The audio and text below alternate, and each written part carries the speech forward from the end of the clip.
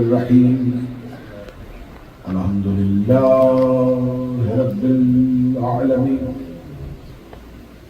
ثم الحمد لله الذي جعلنا من المتمسكين بولاية أمير المؤمنين اللهم إياك نعبد وإياك نستعين الصلاة والسلام تحية والإكرام على أشرف الأنبياء والمرسلين وأولاده الطيبين الطاهرين المعصومين ثم الصلاة والسلام على صديقة المباركة راضية المرضية عالمة غير معلمة بنت القلم والنون والسر بين الكاف والنون ودليل إرادة كن فيكون وكتاب المكنون آية الله العظمى وزوجة آية الله الكبرى محافظة النبوة وناشرة ولایہ بلکیس حجرت تقدیس الجلال وآسیت التکمیل والکمال مریم الکبریٰ وانیس الحورا ام الکتاب ام القرآن ام الانوار ام العین ام العلم ام الہدا ام الحسن ام الحسین ام المحسن ام العباس ام ابیہا السیدہ فاطمہ الزہرا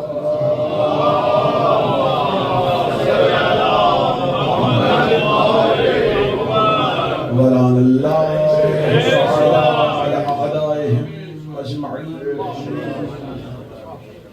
اما بعد فقد قال حق سبحانہ تعالی فی کتابہ المجید وفرقان الحمید بسم اللہ الرحمن الرحیم یوم ندعو کل اناس بامامہم بلند تر صلوات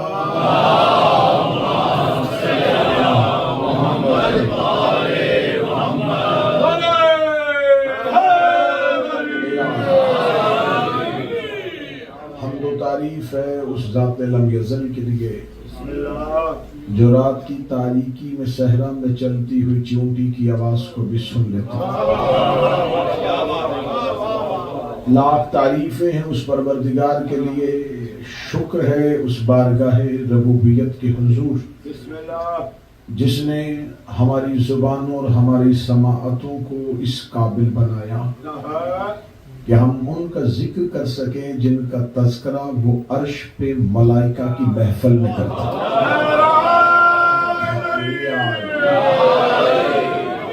ہماری سماعتوں کو اس قابل بنایا، ہماری زبان کو وہ طہارت بخشی کہ ہم مرکز تطہیر کے فضائل پڑھ سکیں، اور ہمیشہ ممبر سے یہ کہا ہے اور یہ کہتا رہوں گا، اور یہی عقیدہ ہے کہ کسی بشر میں یہ جرت اور طاقت نہیں کہ وہ بیان کر سکے کہ ان کے گھر کی حقیقت کیا ہے۔ ہم ان کے حقائق بیان کرنے کے لیے نہیں آتے بلکہ اپنی حقیقتیں تبدیل کرنے کے لیے آتے ہیں۔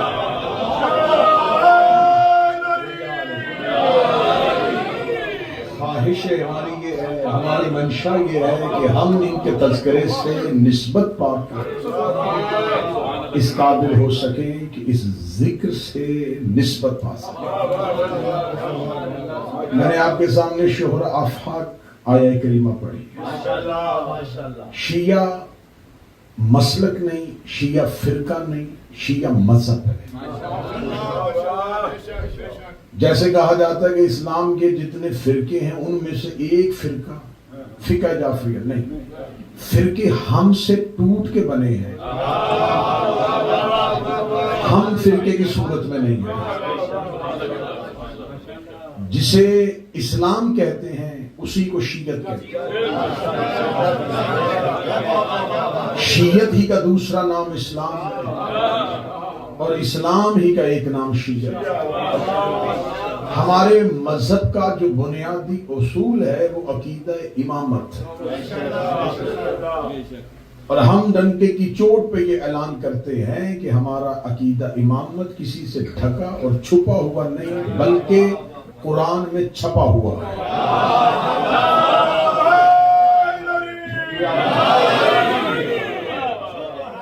ضرورت انسان ہے کہ اسے ہدایت کے لیے کسی پیشوا کی ضرورت ہے اور کسی ہادی کی ضرورت ہے۔ اللہ نے جب خلق کیا ہے حضرت آدم کو، تو خدا نے آدم کو زمین سے بھیجنے کے پہلے انسان سے متعلق ان تمام ضرورتوں کو خلق کیا جن کی انسان کو احتیاج تھی، جن کی انسان کو محتاجی تھی۔ اللہ چاہتا تھا کہ انسان کو زمین پہ جا کے ہوا کی ضرورت پڑے گی، اس نے ہوا کو پہلے خلق کیا۔ اسے روشنی چاہیے تو اس نے سورج کو پہلے خلق کیا۔ اسے چلنے کے لیے ہموار جگہ چاہیے تو اس نے زمین کو خلق کیا۔ اسے سیراب ہونے کے لیے پانی چاہیے تو اس نے دریاؤں کو خلق کیا۔ خدا نے ہماری ہر ضرورت کو پہلے خلق کیا اور ہمیں بعد میں بھیجا۔ وہ خدا ہمارا اتنا بہترین محسن ہے کہ اس نے ہم پر یہ احسان عظیم کیا ہے کہ ہمارے متعلق جتنی ضرورتیں تھیں انہیں ہم سے پہلے خلق کر دیا، اور خدا نے خلق کر کے بتایا ہے کہ ضرورت پہلے خلق ہوتی ہے، ضرورت مند بعد میں آتا ہے۔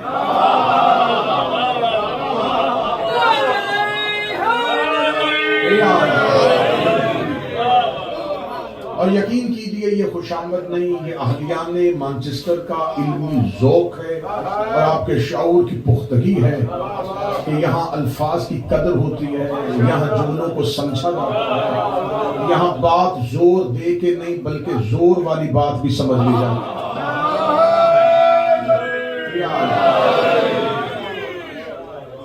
تو خدا نے یہ اصول بنا دیا کہ جو پہلے خلق ہو وہ ضرورت ہے، جو بعد میں آئے وہ ضرورت مند ہے۔ یہ قانون پروردگار کے عین خلاف ہے کہ وہ ضرورت مند کو پہلے خلق کرے اور ضرورت کو بعد میں۔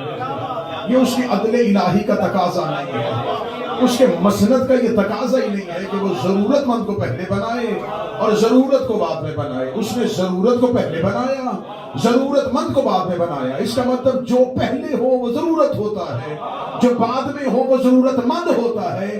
علی انبیاء سے پہلے اس لیے خلق ہوا ہے، علی انبیاء کی ضرورت کا نام ہے۔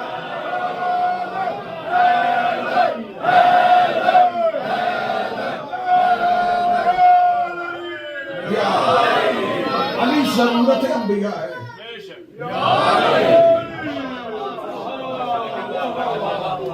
علی ضرورت ہے انبیاء۔ آل محمد اہل بیت نبوت ضرورت ہے، اور مجھے یہ لفظ کہنے میں کوئی یار محسوس نہیں ہوگا کیونکہ میرے پاس دلائل کا ایک وسیع ذخیرہ موجود ہے کہ آل محمد صرف مخلوق کی ضرورت کا نام نہیں۔ جو قریب بیٹھے سر نہ ہلائیے گا، موضوع سے میں مسلسل ہو گیا، وہ سر نہ ہلائیے گا۔ یہ صرف مخلوق کی ضرورت کا نام نہیں، یہ اللہ کی ضرورت کا نام۔ اس لیے کہ اس کو ضرورت ہے ہدایت بھیجنے کی، ہمیں ضرورت ہے ہدایت لینے کی۔ جیسے ہم ڈائریکٹ ہدایت نہیں لے سکتے، وہ بھی بغیر وسیلے کے ہدایت بھیج نہیں سکتے۔ اسے بھی اپنی گفتگو کے لیے جتنا وہ طاہر ہے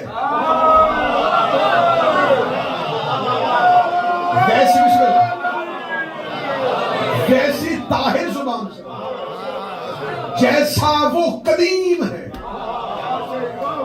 ویسی قدیم ذات چاہیے جو انسانیت کو اس کا تعارف کروا سکے، جو صرف آدم زادوں کو نہیں بلکہ آدم کو بھی بتائے۔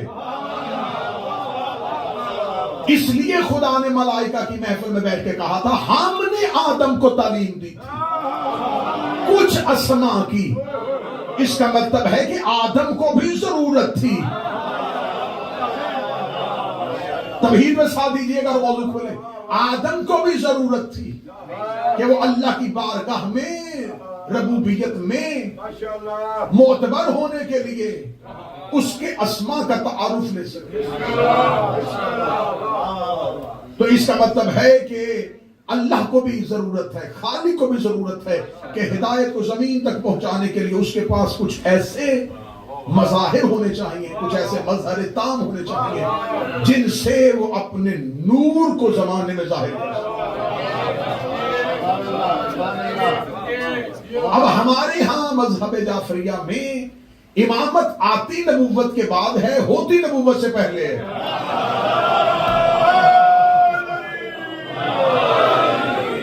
کسی کا بعد میں آنا اس کے چھوٹے ہونے پر دلیل نہیں. اللہ نے نبوت میں جو سب سے بڑا تھا اسے سب سے بعد میں بھیجا. خدا نے نبوت میں بھی یہی طریقہ کار اختیار کیا. امامت وہ الہی منصب ہے جو نبوت سے زیادہ وزنی ہے. میں نہیں سر نہیں ہلائیے گا، میں قرآن سے دلیل دیتا ہوں. خدا کہتا ہے کہ جب ہم ابراہیم کا امتحان لے چکے، انی جعلک للناس اماما، ابراہیم جب پورے نمبروں سے پاس ہو گئے تو ہم نے ابراہیم سے کہا اب ہم نے تمہیں انسانوں کا امام بنا دیا. ابراہیم اس سے پہلے نبی بھی تھے، خلیل بھی تھے. امامت نبوت سے پہلے نہیں ملی. ڈاکٹر صاحب کسی نے پی ایچ ڈی کی ہو تو اسے کوئی نہیں پوچھتا کہ تو بیچلر ہے کہ نہیں، گریجویشن کی ہے یا نہیں کی. اسے پتا ہے کہ گریجویشن پہلے ہے، پی ایچ ڈی بعد میں. ابراہیم کے پاس نبوت تھی. اس کا مطلب امامت رسالت کے عہدوں میں بھی سب سے آخری ڈگری کا نام جو نبوت کے بعد عطا ہوتی. نبوت بھی تھی، خلت بھی تھی. جب اللہ نے ابراہیم کو نبی بنایا تو ابراہیم نے کوئی دعا نہیں مانگی. جب خلیل بنایا کوئی دعا نہیں. ادھر خدا نے کہا ہم نے تمہیں امام بنایا، کالا ومن ذریتی.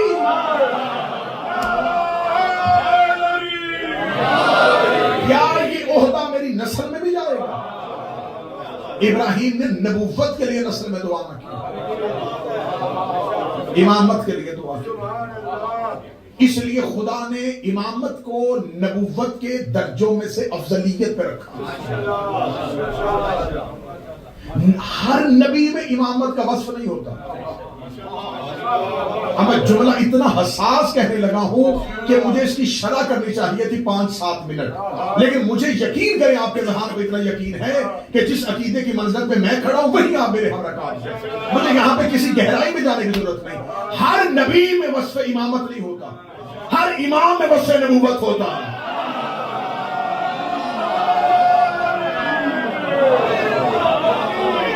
نبیوں میں امامت کے اوصاف نہیں ہوتے، امام کے اندر اوصاف نبوت ہوتا. اگر نبوت امامت سے بڑا درجہ ہوتا تو اوصاف ہوتے ہوئے امام اپنے آپ کو نبی کہلوا دیتے. ہمارے 12 میں سے کوئی ایسا نہیں جس میں انبیاء کے وصف موجود نہ ہو، لیکن کسی نے اپنے آپ کو نبی نہیں کہلوایا.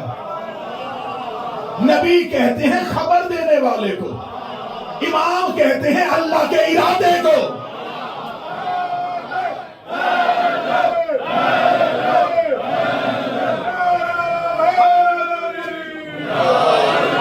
جو اللہ کی وحی کو لوگوں تک پہنچائے اسے نبی کہتے ہیں. جن کے ارادے سے اللہ وحی بھیجے. امام ہے ارادہ الہیہ کا نام. اللہ کی کیفیتیں نبوتوں میں ظاہر نہیں ہوتی. ابراہیم جس کے بھی دن گزرے ہیں جد الانبیاء ہیں، امامت کا عہدہ بھی ملا ہے. خدا سے کہتے ہیں میرے اللہ میں دیکھنا چاہتا ہوں تم مردوں کو کیسے زندہ کرتے. فرمایا ابراہیم یقین نہیں، فرمایا ہے اطمینان چاہتا ہوں. جو اللہ سے اطمینان کی بھیک مانگے اسے نبی کہتے ہیں. جسے اللہ نفس مطمئنہ کہہ کے بلائے اسے امام کہتے ہیں.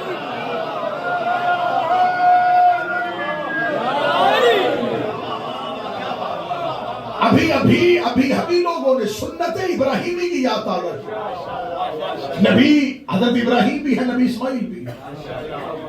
حضرت اسماعیل نے کہا، ابراہیم نے کہا اسماعیل میں نے خواب دیکھا، میں تجھے ذبح کروں گا.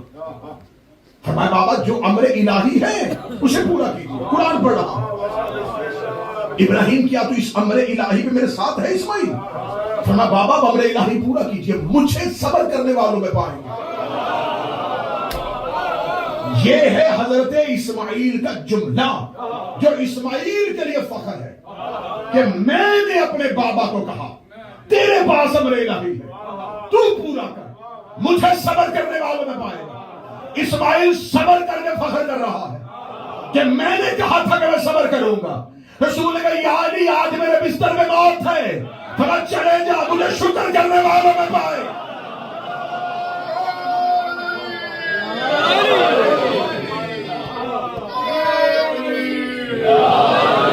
نبی اور امام میں اتنا فرق ہے جتنا صبر اور شکر میں. صبر اور شکر نہیں سمجھ آیا؟ صبر مصیبت پہ ہوتا ہے، شکر نعمت پہ ہوتا ہے. جتنا فرق مصیبت میں اور نعمت میں اتنا نبوت اور امامت.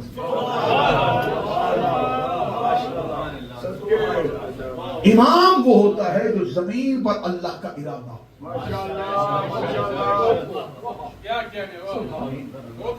ارادہ پروردگار ہے.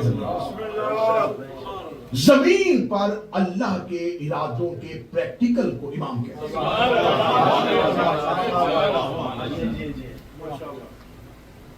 میں یہ بات اکثر کہتا ہوں، یہ مثال بنتی نہیں ہے لیکن میں دیتا ہوں کہ آج آپ دیکھ رہے ہیں کہ ہوا کے اندر، فضا کے اندر جہاز اڑ رہے ہیں. یہ ہوائیں تسخیر اللہ نے کی، ان کا قادر اللہ نے. انسان نے علم کی پختگی پہ ترقی کرتے ہوئے اس نے ایک جہاز ایجاد کیا جس کو اس نے ہوا میں اڑانا چاہا. خدا نے کہا کہ تم نے ارادہ کر لیا ہے اپنے علم کے زور پہ کہ تم ہوا میں اڑنا چاہتے، تو ٹھیک ہے، اگر تم اپنے علم کی پختگی پہ آئے ہو تو میں اپنی مسخر شدہ چیزیں تمہارے لیے مسخر کر دے گا. یہ ہوائیں تمہاری تابع دار نہیں ہیں، ان میں اتنی طاقت ہے کہ تمہیں اڑا کے لے جائے. لیکن کیونکہ تم علم کے زور پہ اتنے بلند ہو چکے ہو تو میرا اللہ کا وعدہ ہے اگر تم میں سے کوئی علم کو ترقی دے گا میں اپنی مخلوق کو تمہارے لیے مسخر کروں گا. میں نے اور آپ نے ٹکٹ خریدتے ہوئے جہاز میں بیٹھتے ہوئے ایک لمحے کے لیے بھی نہیں پوچھا کہ کیا یہ جو پائلٹ اس ہوا میں فلائٹ کو لے کے جائے گا کیا اس کے پاس ہواؤں کا کنٹرول ہے. ہمیں جہاز میں بیٹھتے اتنا یقین تھا کہ اس کا وعدہ ہے اور ہم نے سفر کی دعا بھی یہی مانگی، سبحان اللہ، پاک ہے تیری ذات، تو نے مسخر کیا ہوا، یہ تیری تدبیر ہے، مخلوق ہے، یہ ہوا تیری مخلوق ہے. لیکن تیرا وعدہ ہے اپنے بندوں کے ساتھ جو علم کے طور پہ ترقی کرے گا تو اپنی اشیاء کو ان کے لیے مسخر کر دے گا. تو اس کا مطلب جہاز ہوا میں اڑانا ارادہ انسان کا تھا، اللہ نے انسان کے ارادے کے ساتھ اپنا ارادہ ملا دیا.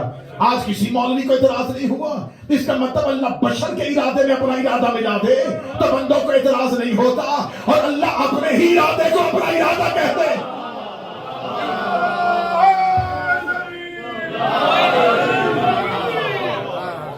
یہ سمندروں میں تیرتی ہوئی کشتیاں، یہ لہروں کا سینہ پھاڑ کے جا رہی ہیں، یہ ہواؤں کے مخالف اڑتے ہوئے جہاز، یہ چاند کے سینے پہ قدم رکھنے والا انسان، یہ زمین کی گہرائی میں اترنے والا انسان، یہ ایٹم سے کائنات کی مختلف تجزیات کو خلق کرنے والا انسان، یہ اتنی ترقی بھی کیسے پہنچ گیا؟ اس نے کیسے کائنات کو تسخیر کر لیا؟ اس نے چاند کا رستہ کیسے ڈھونڈ لیا؟ اس نے ہواؤں میں رستہ کیسے بنا لیا؟ اس کا مطلب کائنات اللہ کی تھی. تو علم ترقی کرتا ہوا اتنا ترقی پا گیا کہ ایک لمحے میں وہ ہوا میں اڑتا ہوا اس دنیا کے ایک کونے سے دوسرے کونے میں چلا گیا. تو جب وہ ایک کونے سے دوسرے کونے پہ گیا تو اسے اتنا بھی خیال نہیں آیا کہ اس کے پاس ایک نقطے سے بھی کم علم ہے اور وہ ایک کونے سے دوسرے کونے پہ آ گیا. تو جس کے پاس کتاب کا علم ہے اگر وہ 40 جگہوں پہ چلا جائے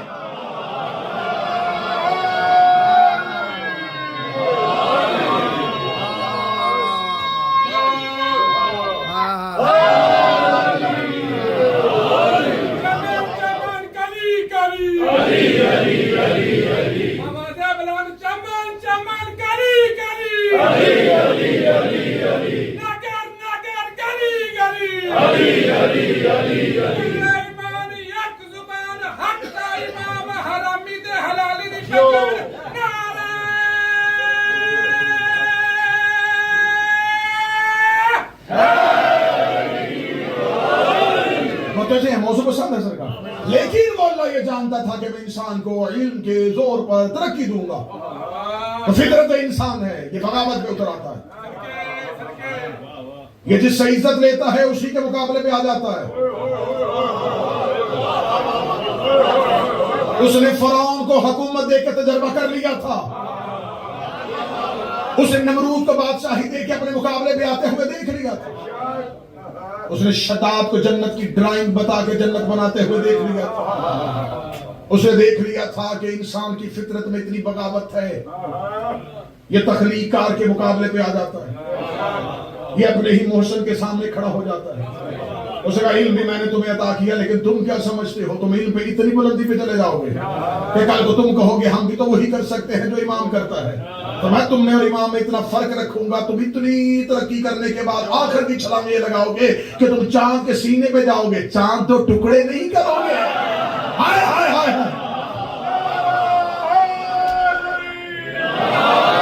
تم ستاروں سے رستے ڈھونڈو گے. ستارہ دروازے پہ نہیں اتار سکو گے.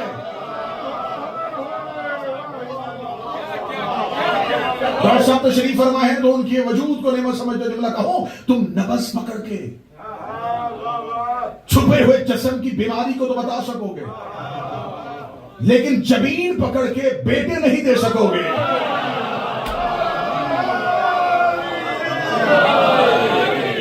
چاند تک جانا علم ہے. چاند دروازے پہ لے کے آنا ارادہ ہے. ستاروں سے رستے لینا علم.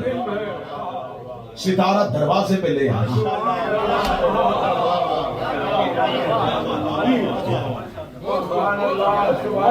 کسی کی بیماری کو شفا میں تبدیل کر دینا علم ہے. کسی کی تقدیر میں بیٹے نہ ہوتے ہوئے ساتھ دے دینا.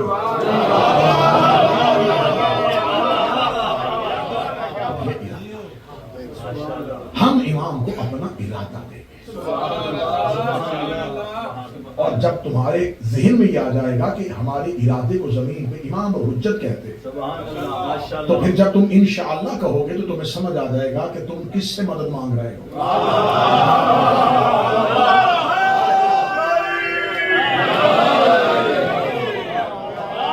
حسین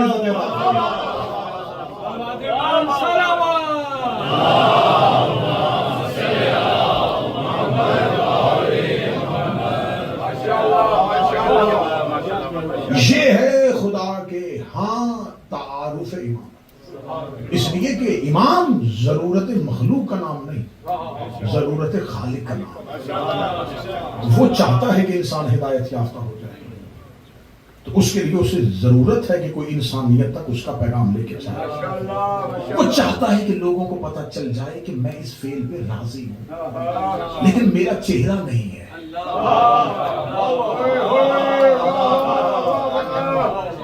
وہ چاہتا ہے کہ میں قرآن میں انسانیت کو اس بات پہ خوف زدہ کر دوں کہ میں تمہیں دیکھ رہا ہوں لیکن میری آنکھیں نہیں ہیں.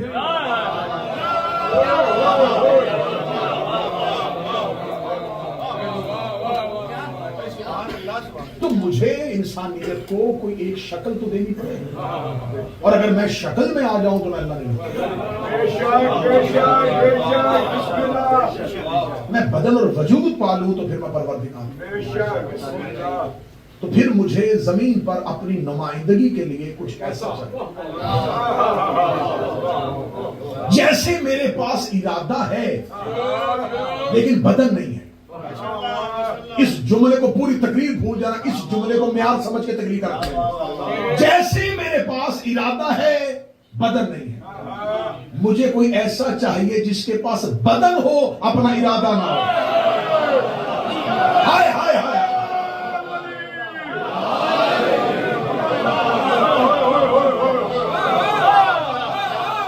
جیسے میرے پاس ارادہ ہے اور وجود نہیں ہے, کوئی ایسا ہو جس کے پاس وجود ہو اپنا ارادہ نہیں, میں اس کے وجود میں اپنا ارادہ ڈالوں. بولے وہ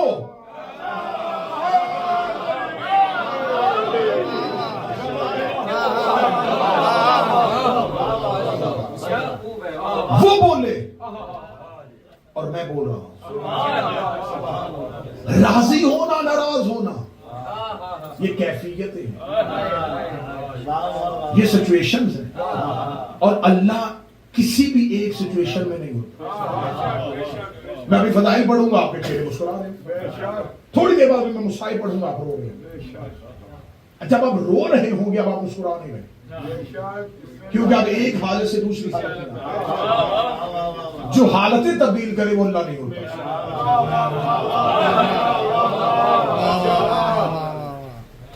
یہ پوری دنیا کے مسلمان مسجدوں سے لے کے طواف کعبہ کرتے ہوئے ایک ہی حسرت لے کے پھر رہے, اللہ راضی ہو جا. راضی ہونا تو اس کا کام ہی نہیں.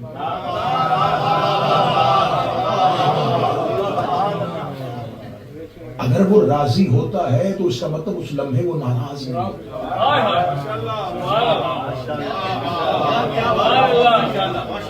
تو جس لمحے وہ ناراض نہیں ہو رہا ہوتا اس کا مطلب وہ اس کیفیت سے خارج ہوتا ہے. جس کے ہاں استخراج ہو وہ اللہ نہیں ہوتا. جس سے کوئی شے خارج ہو کیونکہ وہ اللہ الصمد صمد ہے. صمد کہتے ہیں بند موتی کو, جس میں کوئی سوراخ نہ ہو, جس میں نہ کوئی چیز آ سکے نہ جا سکے. وہ صمد ہے, وہ حلول نہیں کرتا, وہ حرکت میں نہیں آتا, اور اس کی حد جمود بھی نہیں ہے, وہ کسی ایک جگہ پہ جمع ہوا بھی نہیں.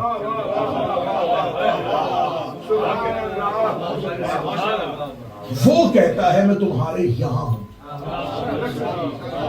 اور ابھی تک انسان اپنے ادھر سے ادھر تک نہیں پہنچا.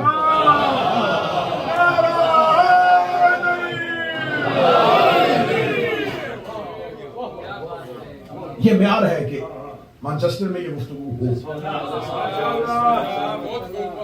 لہذا اب اللہ کے ہاں ارادے تک پہنچنے کے لیے انسانیت کی احتیاج ہے کہ اس کے ہاں انسانیت کے قریب اس کا کوئی ایسا ارادہ ہو جس کو وہ زمین پر امام کلیم نہ کرے کہ میں اللہ کا ارادہ ہوں, اللہ کلیم کرے یہ میرا ارادہ.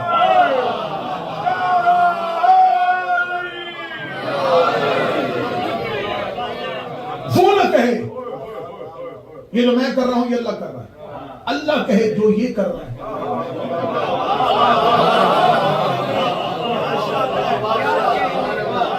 یہ میں کر رہا ہوں. اللہ اس کا فعل اپنے دل میں لے. کیا ہے امام جس کے فعل کو اللہ کہہ رہا ہے کہ یہ میرا فعل. کتنا نکھرا نتھرا کھلا اور کتنا کشادہ ہے عقیدہ امام. حضرت آدم سے لے کے حضرت عیسیٰ تک کے نبی, کوئی بھی نبی دین کی تبلیغ کر کے گیا ہے, دین کی تکمیل کر کے نہیں گیا. جو گوشے رہ جائیں گے آؤ بچا طریق و رضا. آپ کو ایک منفرد انداز میں حدیث سناؤں. حضرت آدم سے لے کے حضرت عیسیٰ تک کے نبی، ان کی نبوتیں تبلیغ دین ہے، تکمیل دین، اپنے حصے کا کام کرتے تھے، کرنے کے بعد چلے جاتے تھے، پریشان اس لیے نہیں ہوتے تھے، انہیں پتا تھا کوئی آ رہا ہے۔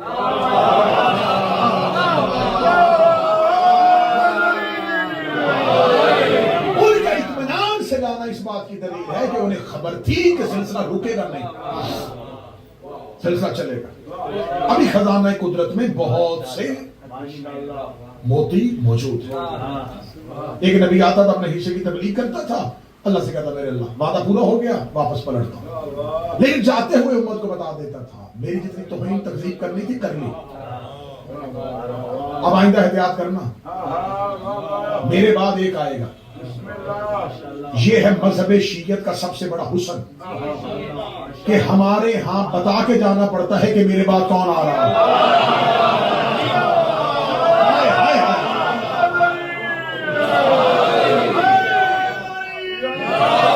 یہ ہے میرے مذہب کا حسن کہ ہمارے ہاں فیصلے کمیٹیوں میں نہیں ہوتے، ان کی بادشاہت کے فیصلے کمیٹیوں پہ ہوتے ہیں، جن کی ولادت کے فیصلے جنگوں میں ہوتے ہیں۔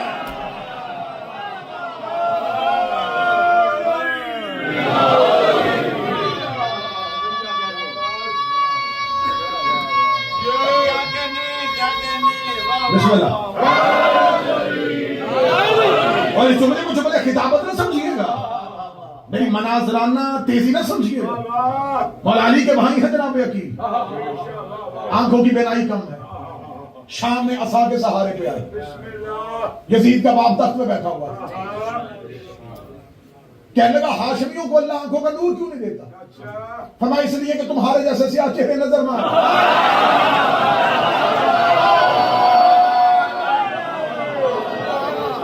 ذرا لہجہ دیکھنا، شام کا دربار ہے، اکیلے عصا کے سہارے، تو نے قاسم بھیج کے بلوایا تھا، کیا کام ہے؟ پیچھے سے عمر بن عاص بیٹھا تھا، اس نے کہتا لگا کے کہنے لگا اس سے پوچھ ذرا کہ تیرے بھائی علی کو حکومت نہیں ملی، اب تمہارا ہاشمیوں کا کیا خیال ہے ہمارے لیے؟ اتنا کہنا جناب یقین کہتے ہیں معاویہ یہ تیرے پیچھے کون بول رہا ہے؟ کہتا عمر بن عاص، فرمایا عمر کا تو نام صحیح ہے، یہاں عاص کے نام سے مشہور ہے، مدینے میں تو کسی اور باپ کے نام سے مشہور ہے۔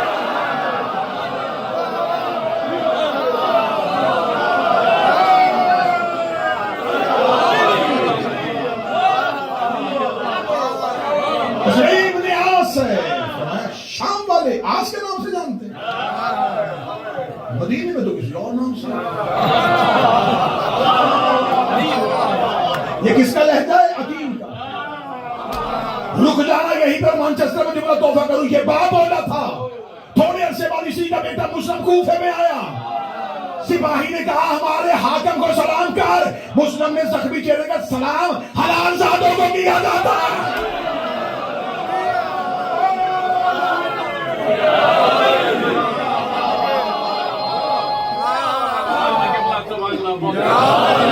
یہ جناب مسلم کے دربار ابن زیاد کے خطبے میں صحیح مستعار لیا،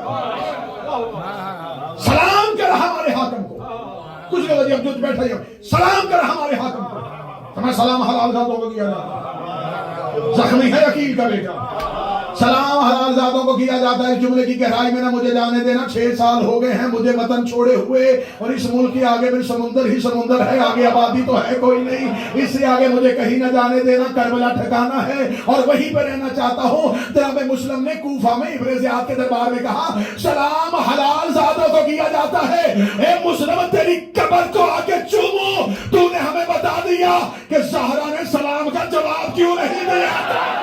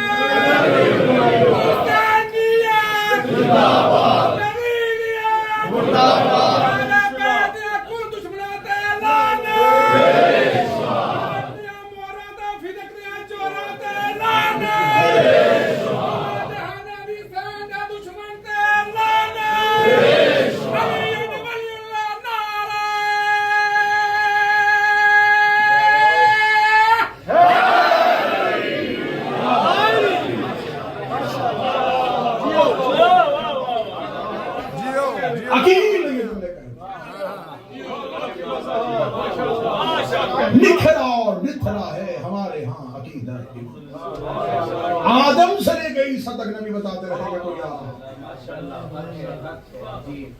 کام تبلیغ کی ہے، تکمیل نے کی. هو الذی بعث فی الامیین، پھر مکے میں وہ آیا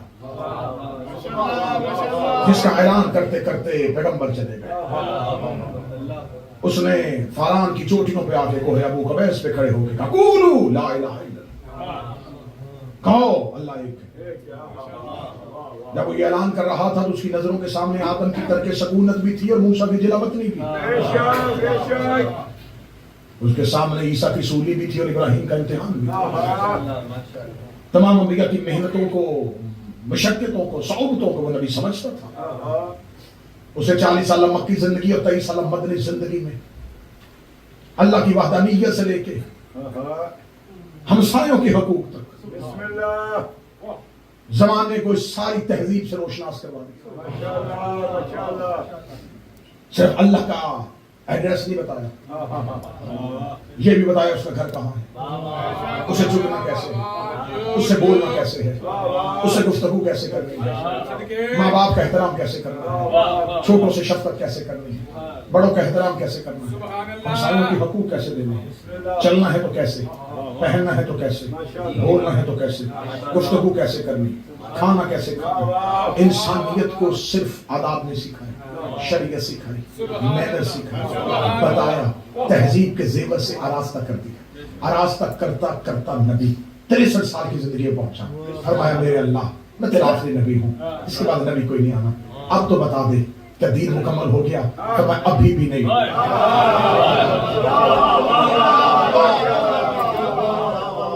ابھی بھی دین مکمل نہیں. رسالت امام نے اللہ کی وحدانیت سے لے کے نماز کی رکعتوں تک پورا دین منبر پہ بیٹھ کے سنایا ہے. جو چاہتا ہے کہ میں 4 طریق سے اپنے موضوع کو ادھار چھوڑ دوں، اس نے پورا دین منبر پہ بیٹھ کے سنایا ہے. میں اس بندے کے ہاتھ پہ اپنا ہاتھ دے کے ساری زندگی اس کی نوکری کروں گا. میں نے کبھی منبر سے یہ نہیں کہا کہ میں مذہب چھوڑنے کے لیے تیار ہوں. مذہب چھوڑنا کوئی آسان کام نہیں ہے. میں اپنی ذات نوکری میں بخش دوں گا جو بندہ مجھے ثابت کرے. نبی نے اپنے پورے دین کی تبلیغ میں ایک مرتبہ منبر سے اٹھنے کی زحمت کی ہو. نبی منبر پہ بیٹھ کے بتاتے رہے کہ اللہ کو کیسے ماننا ہے، نبیوں کو کیسے ماننا ہے، قرآن کیسے پڑھنا ہے، طواف کیسے کرنا ہے، اللہ کی نماز کی رکعتیں کتنی ہے، ہمسایوں کے حقوق کتنے ہیں. جس نبی نے پورا دن منبر پہ بیٹھ کے سنایا تھا، غدیر کے چوک میں آیا، خدا نے کہا نبی کی ولایت پہنچانی ہے، بیٹھ کے نہیں کھڑے ہو گئے.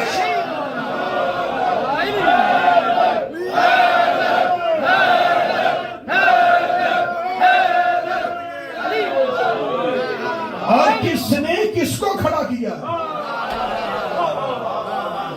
2 بندے بولنے کے مجمع سے بولنا. وہ کھڑا ہے جسے وہ مصلی پہ کھڑا نہیں ہونے دیتا. رات کا آدھا پہر گزر چکا تھا. جبریل امین نے کہا، وہ کہہ رہا یا ایھا المزمل، او کملی اوڑھنے والا، قم اللیل الا قلیلا، راتوں کو کھڑا ہوا کر لیکن تھوڑا. میری بندگی کے بارے میں نہیں ہے تو ساری رات کھڑا رہے. جو مصطفیٰ کو مصلی پہ کھڑا نہیں ہونے دیتا، غدیر میں تپتی دوپہر میں 3 گھنٹے کھڑا کر کے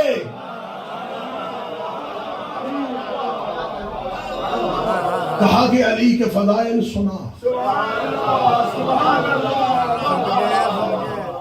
ولایت امیر المومنین کے لیے شیعہ مذہب کے اندر کوئی بحث نہیں ہے.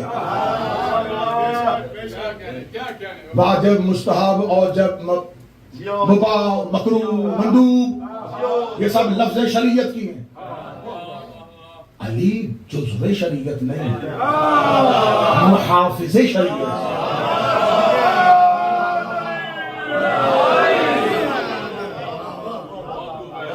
علی شریعت کی ان کیٹیگریز میں فال نہیں کرتا، وہ ان شریعت کی کیٹیگریز کو آپریٹ کرتا ہے.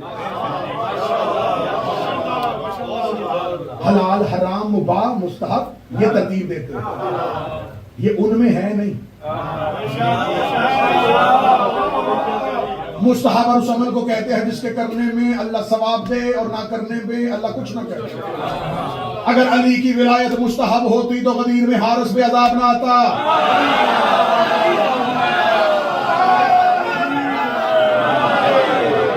عذاب واجب چھوڑنے پہ آتا ہے، مستحب چھوڑنے پہ نہیں آتا.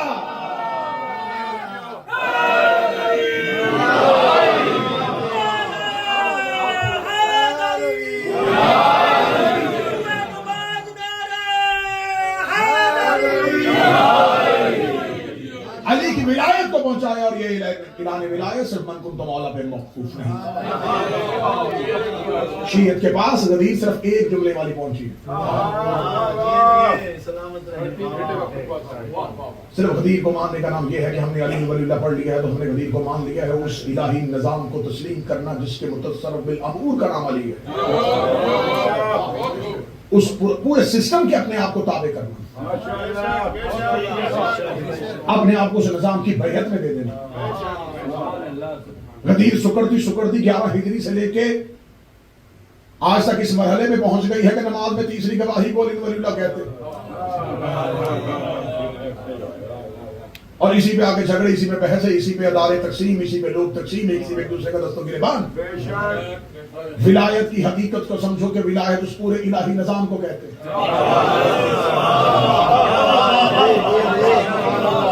جس کا کنٹرولر اللہ کا وہ ہاتھی اور اللہ کا وہ امام ہوتا ہے. اگر تمہارا عقیدہ یہ نہیں ہے کہ الہی یہ پورا کا پورا نظام اس امام کی اطاعت میں چل رہا ہے تو میری زبان سے گواہی دینے سے بھی کوئی فائدہ نہیں ہوگا.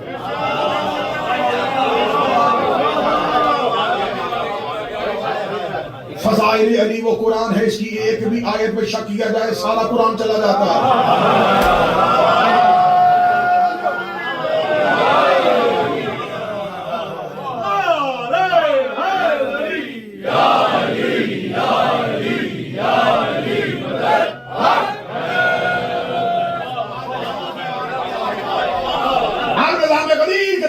چاہتے ہیں تو آپ کو اس نظام امامت کے تابع ہونا پڑے گا. آپ کو اپنے نفس کو، اپنے بدن کو اس سسٹم کے تابع کرنا پڑے گا. غدیر کیا رک گئی؟ غدیر میں رسول کو اللہ نے روکا، رک سکا بھی. ابو ذر سے کہ اذان دے، جو آگے چلے گئے واپس بلا، جو پیچھے رہ گئے ان کا انتظار کر. جملہ کہہ کے ہوا کے چھونکے کی طرح گزر جاؤں گا، یہی غدیر کا حسن ہے. پیچھے والوں کا انتظار کرو، آگے والوں کو پیچھے بلاؤ.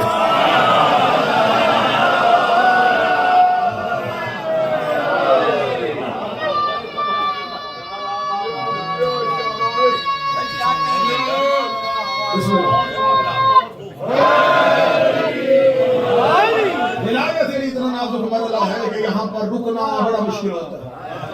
یہاں پر پھسل کے آگے نکل جاتا ہے، یہاں کوئی سہن کے پیچھے رک جاتا ہے. جس نے اس پہ آ کے اپنے آپ کو قیام کر لیا، اسی کو تو کہتے ہیں کہ اس نے اپنی صلاۃ کو قائم کر لیا.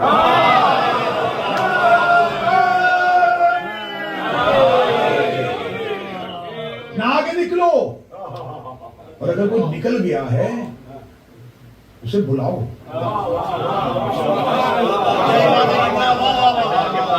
دین کا حسن آگے نکل جانے والوں کو پیچھے سے پتھر مارنے کا نام نہیں. جو آگے نکل گیا اسے بلاؤ، اور اگر کوئی پیچھے رک گیا ہے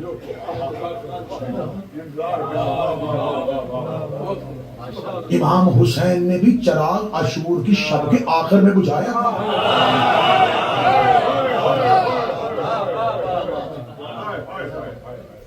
دروازہ حسین نے بھی آخری سپاہی کا انتظار کیا.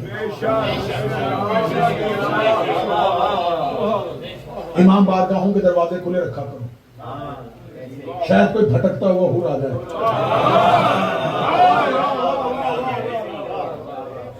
تنگ ذہنوں کا، چرب زبانوں کا علی امام نہیں ہے.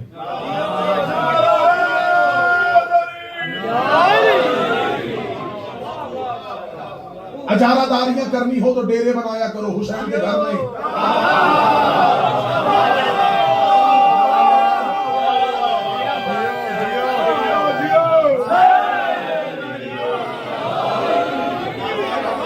علی کا گھر نوکری کرنے کے لیے ہوتا ہے، افسری کے لیے نہیں.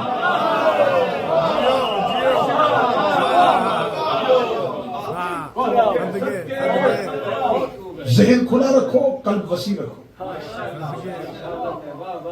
کوئی تمہارے دلائل سے انکار بھی کر رہا ہے، اسے وسیع القلبی کے ساتھ موقع دو. پھر اس کے سامنے دلائل کا اتنا بڑا انبار اور مینار کھڑا کر دو کہ وہ خود جھکنے میں مجبور ہو. علی جمعرات والا پیر تو ہے نہیں کہ کسی کی منتیں کر کے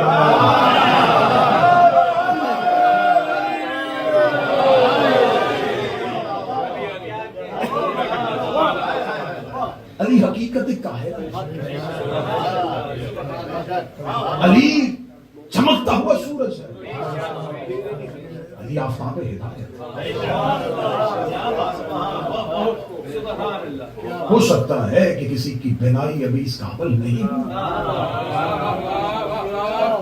اس کی بینائی کی صحت یابی کی دعا کرو.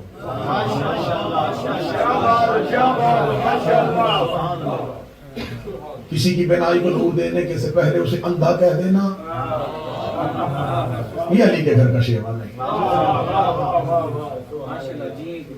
وسیع القلبی، وسعت ظرفی، کھلی پیشانی، خندہ چہرہ، یہ علی کے نوکروں کا شیوا.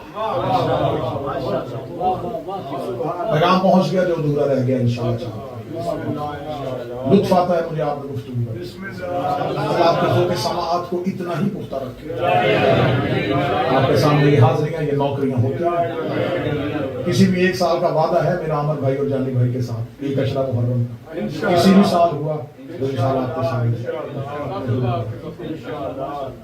میں بھی حسینیہ بریڈ فورڈ میں یہ کہہ کے آیا 18 ڈیٹ ہے پنجاب کی تہذیب ہے. اس دن کو نسبت دے دی. نسبت ہے نا، اس کی نسبت ہے تو اس نسبت کو اب ہم یہ بھی نہیں کہہ سکتے کہ اس کو اگر کوئی نہیں منا رہا تو وہ شیعہ نہیں ہے.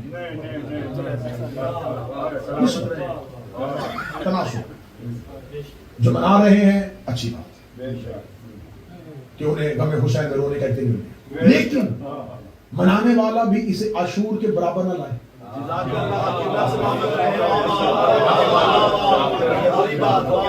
اہمیت عاشورہ میں کمی واقع ہو جائے.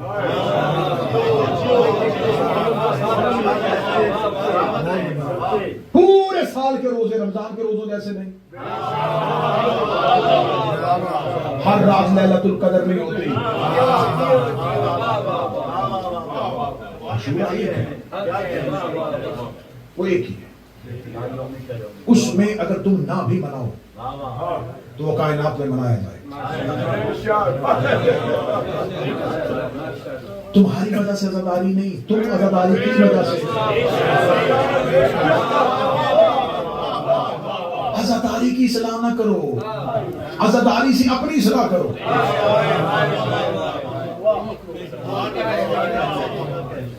نسبت ہے ٹھیک ہے، نسبت ہو گئی. پنجاب میں، پاکستان میں، پنجاب میں جیٹ کا مہینہ، دیسی مہینہ، گرمی ہوتی، گرمی کی شدت. انہوں نے کہا جب کربلا میں گرمی کی شدت، محرم کبھی سردیوں میں آتا ہے کبھی گرمیوں میں آتا ہے، لہٰذا گرمی کی شدت میں حسین کو رونا چاہتے ہیں. اس شدت گرمی کو ذہن میں رکھتے ہوئے ایک دن منانا شروع. اگر کسی کو علمی حیضہ ہے تو میں ان سے گزارش کروں گا اگر آپ کو اس طرح کی نسبت والے دن اچھے نہیں لگتے تو آپ مسجد جمکران نہ جایا کریں، وہ خواب سے بنی ہوئی مسجد ہے.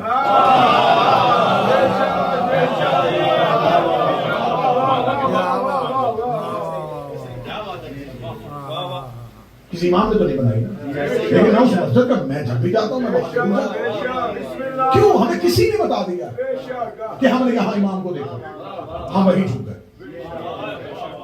اب یہ راوی میں منحصر ہے لیکن ہمیں بے شک یہ روایت کیسی تھی ہمیں اچھی لگی.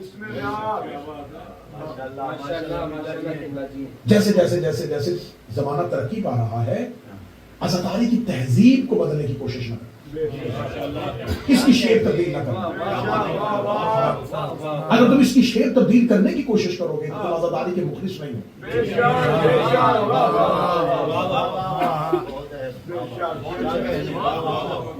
ہاں میں مانتا ہوں علم ترقی کر رہا ہے، مدرسے کووڈ کا دور تھا بارگاہ بند تھے، آن لائن شروع ہو گیا۔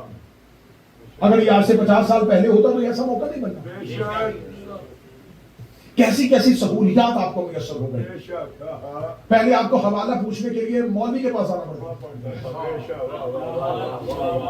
اب آپ صرف چیٹ جی پی ٹی پہ AI پہ لفظ ڈالتے اور نیچے سارے حوالے آپ کو کھول کے بتا دیں۔ تو اس کا مطلب علم ترقی کر رہا ہے، لیکن اس کا مطلب یہ نہیں ہے کہ اگر آپ کتاب سے سکرین پہ آ گئے ہیں تو اب قرآن کی اہمیت کم ہو گئی۔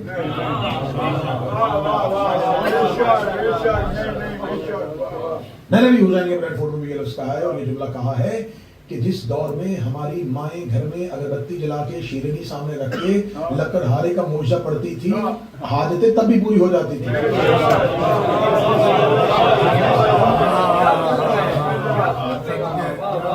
آج 2026 میں کسی بچے کے ہاتھ میں لکڑہارے کا معجزہ پڑھنا وہ دیکھے گا یہ کہانی کون سی، کس کتاب میں لکھی ہوئی، کس سے روایت ہے، کس سے؟ لیکن جس دور میں وہ پڑھی جا رہی تھی حاجات ہوتی، قبولیت ہوتی، کیونکہ حسین کائنات کا وہ امام ہے جو ارادوں اور نیتوں کے لہجے کو سمجھتا ہے۔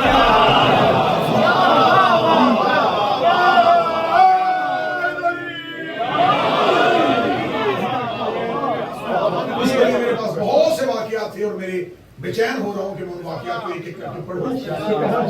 صرف نیت اور ارادے کو دیکھا، لیکن وقت کیونکہ بیت گیا، نسبت کا میں حسین سے، لیکن عاشورہ نہیں۔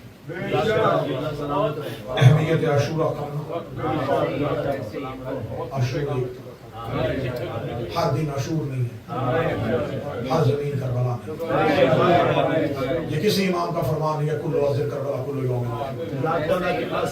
کسی امام کا کوئی فرمان، کوئی زمین کربلا جیسی نہیں، کوئی دن عاشور جیسا نہیں، کوئی شہادت حسین جیسی نہیں، کوئی قربانی حسین نہیں۔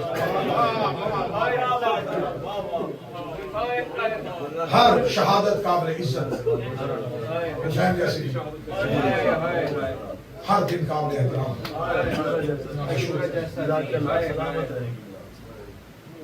ایک ہی دن تھا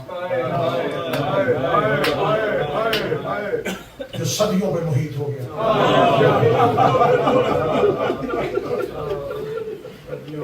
ایک دن میں ایک انسان کا 72 بار میدان سے لاشیں اٹھانا۔ اب مجھے بتاؤ یہ دن تھا یا صدی؟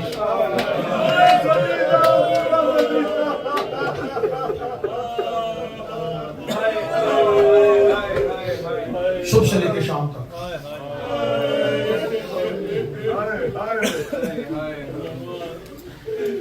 ہم میں سے کوئی انسان زندگی کا آخری سانسیں لے رہا اور اسے گھر کے بستر کی بجائے کربلا میں حسین کی زری کے پاس وہ سانسیں آئیں، اب اسے موت اچھی لگے گی۔ وہ کہے گا مرنا تو گھر میں بھی تھا، وہ سامنے حسین کی بعد میں لوگ کہتے ہیں کتنا خوش نصیب تھا، ہر میں حسین میں موت آ گئی۔ یہ ہے 1400 سال کے بعد قبر حسین پہ مرنے والے کی سوچ۔ کربلا میں ہر ایک شہید زخمی تھا، اسے زخم بھول جاتے تھے جب اس کی لاش پہ حسین آتے تھے۔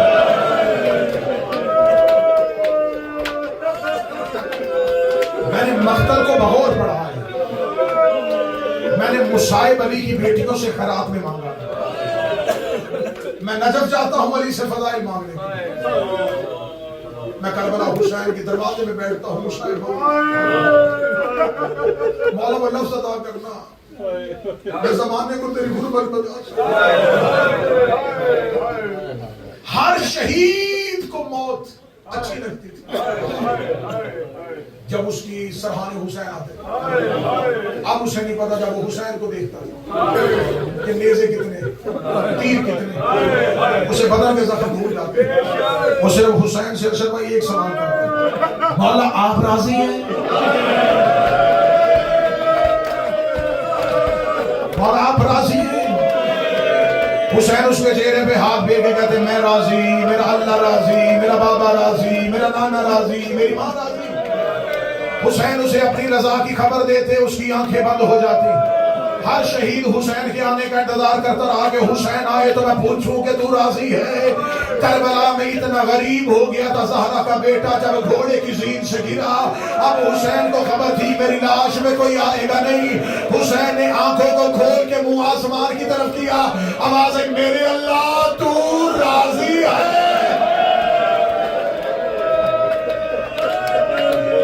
اے میرا پروردگار تو راضی ہے. اے میرا اللہ تو راضی ہے. آواز آئی ہے نفس مطمئنہ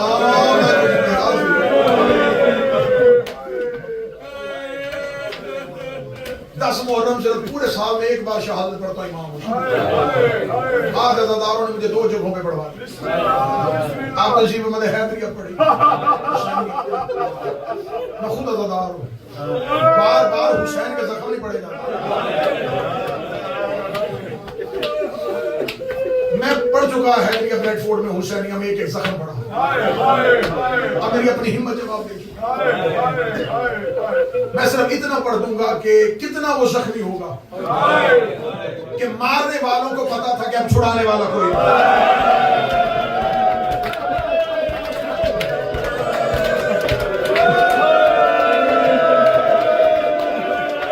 جس نے ہائے کہی ہے تیری آواز کربلا جائے. اور حسین تمہیں اپنی قبر کی زیارت نصیب فرمائے. ہر شہید زخمی تھا لیکن قاتل بھاگ جاتا تھا کہ عباس آ رہا ہے, حسین آ رہا ہے. اکبر کی لاش سے قاتل بھاگا, قاسم کی لاش سے قاتل بھاگے. کبھی حسین کو دیکھتے تھے, کبھی عباس کو دیکھتے تھے. جب حسین کو مار رہے تھے دیکھ دیکھ کے کہتے تھے آ جاؤ اس کا اکبر مارا گیا, اس کا غازی مارا گیا.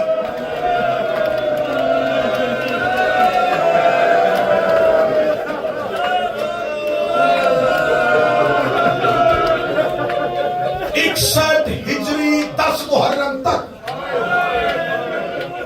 عرب میں جتنے جنگی ہتھیار ایجاد ہو چکے تھے سارے کربلا میں حسین کے بدن پہ استعمال ہوئے.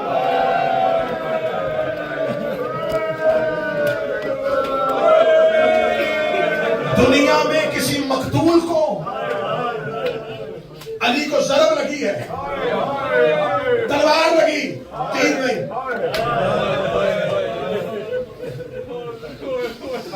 حسن کے جنازے میں تیر آئے, تلوار. کسی کے حصے میں تیر, کسی کے حصے میں تلوار, کسی کے حصے میں زہر. حسین کربلا کا وہ شہید ہے جسے 9 لاکھ نے نیزوں سے مارا, تلواروں سے مارا, تیروں سے مارا, ڈھالوں سے مارا. کوئی سید بیٹھا مجھے معاف کر دینا, لاٹھیوں سے مارا. کسی کا دل دکھے مجھے معاف کر دینا, ہاتھوں سے مارا, پتھروں سے مارا. جس کے پاس کوئی جنگی اسلحہ نہیں تھا وہ گرم ریت اٹھاتا تھا. حسین کے زخموں پہ ملنی شروع کر.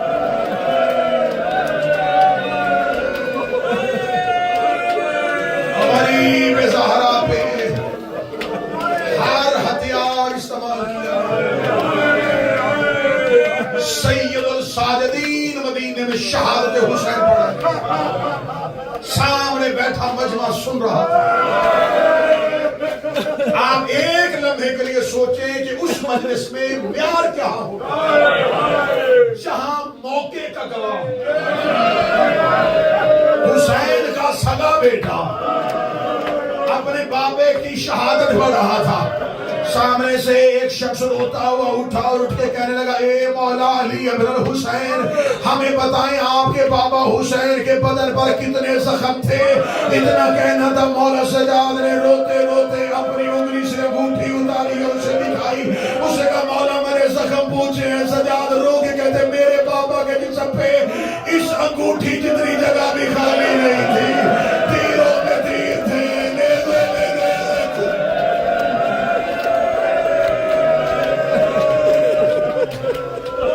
مقتل میں زخم پڑے.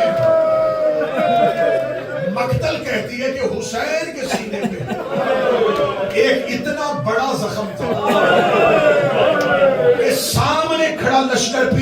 لشکر کو دیکھ رہا ہے. نہیں ہو سکے. مقتل کہتی ہے غریب صحرا کے نازک بدن پہ اتنے تیروں کے سوراخ تھے کہ مشرق کی ہوا مغرب کو گزر رہی تھی.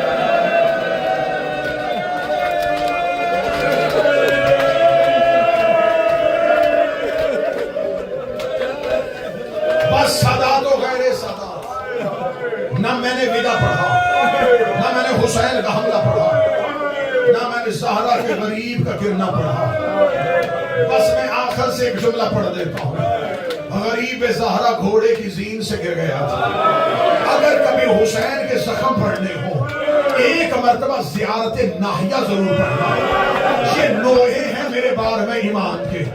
میرا مولا لہو روتا ہوا وہ نوحے پڑھتا ہے. میرے ایمان کے نوحے میں ایک جملہ آتا ہے السلام علیکہ یا نہر النہور. اے ایسا غریب جس کو نہر کیا گیا تھا.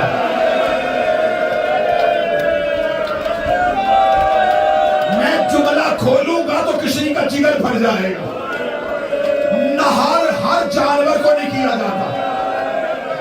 جانور کو چھری سے ذبح کیا جاتا ہے. اونٹ کو ذبح نہیں کیا جاتا. اونٹ کو عرب میں نہر کیا جاتا تھا.